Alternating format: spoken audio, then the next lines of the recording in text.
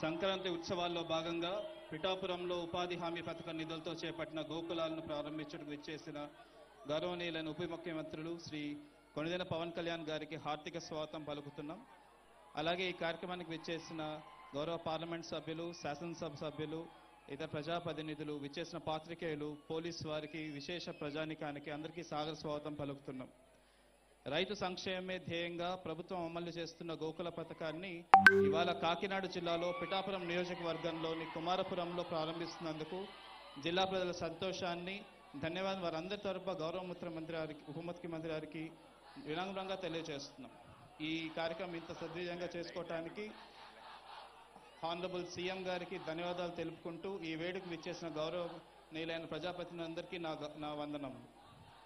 గ్రామీణ ఆర్థిక వ్యవస్థలో వ్యవసాయం తర్వాత కీలకమైనది పశుపోషణ.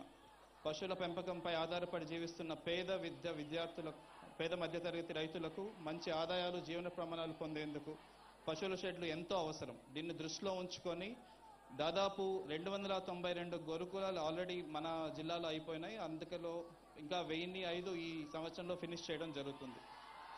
దాంతోపాటు రహదారులు, ప్రగతికి జీవనాడులు, కాకినాడ జిల్లాలో అన్ని గ్రామాల్లో రహదారులను అభివృద్ధి చేసి గ్రామాలను సుందరంగాను, గ్రామీణ జీవనాన్ని సౌఖ్యవంతంగాను తీర్చిదిద్దేందుకు పల్లె పండుగ కార్యక్రమంలో భాగంగా 1073 సీసీ రోడ్ల పనులను 96 కోట్లతో స్టార్ట్ చేయడం జరిగింది.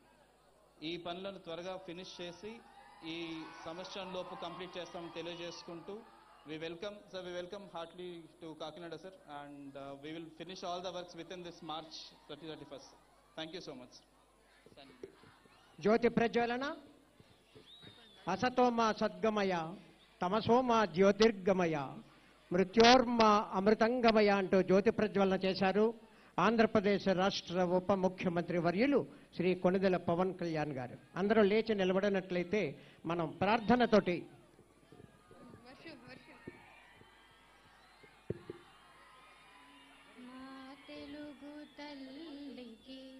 మల్లెపూదండ మా కన్న తల్లికి మంగళారతులు, కడుపులో బంగారు, కనుచూపులో కరుణ, చిరునవ్వులో సిరులు దొరలించు మా తల్లి, మా తెలుగు తల్లికి మల్లెపూ